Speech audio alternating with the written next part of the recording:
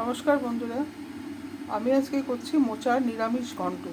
তার জন্য মোচাটাকে কেটে সেদ্ধ করে রেখেছি জল ঝরিয়ে। লাগবে নারকেল কোড়া, ছোলা, ভেজানো ছোলা, আর আদা বাটা, জিরে গুঁড়ো, লঙ্কা গুঁড়ো লাগবে। আমি রান্নাটা করছি, আপনারা প্রথম থেকে শেষ অবধি দেখতে থাকুন। প্রথমেই তেলের মধ্যে জিরে, শুকনো লঙ্কা, তেজপাতা দিয়ে একটু ভেজে নিচ্ছি। তারপর কেটে রাখা আলু দেব। ডুমো কাটা আলু একটু হলুদ মাখিয়ে রেখেছিলাম, ওটাই দিয়ে একটু ভাজবো। একটু ভাজা হয়ে গেলে তারপরে একে একে মশলাগুলো দেব। আলুটা ভাজা হয়ে গেছে। এবার একটা বাটিতে আদা বাটা, জিরে গুঁড়ো, লঙ্কা গুঁড়ো ভিজিয়ে রেখেছিলাম, ওটা এবার দিয়ে কষাবো।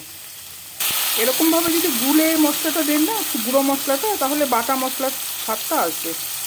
বাটি ধোয়া একটু মশলার বাটি ধোয়া জল একটু আমি দিয়ে দেবো।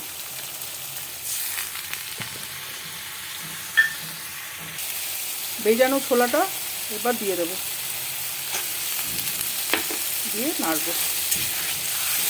এবার একে একে নুন সব দিয়ে দেবো। নুন, মিষ্টি, পরিমাণ মতো নুন দিলাম। পছন্দ মতো চিনি দেবেন আপনারা, আমি 1 চামচ চিনি দিলাম। হলুদ দিয়ে দিয়েছি। এবার ভালো করে কষাবো। তো ঢাকা দিয়ে কষাবো, একটু ঢাকা দিয়ে রাখবো। নিরামিষ তরকারির জন্য একটু মিষ্টি দিলে, মিষ্টি হলে ভালো লাগে। মশলাটা কষানো হয়ে গেছে। এবার আমি সেদ্ধ মোচাটা দিয়ে নাড়বো।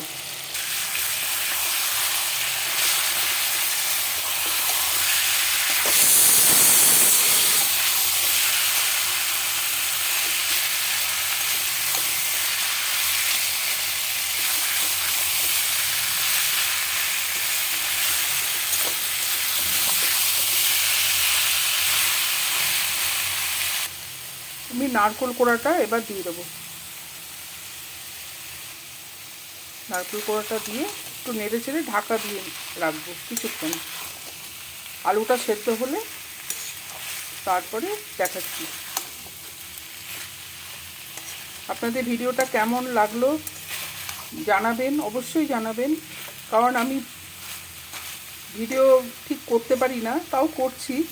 যদি আপনাদের ভালো লাগে আমাকে অবশ্যই জানাবেন। আলুটা সেদ্ধ হয়ে গেছে। এবার আমি গরম মশলা গুঁড়ো,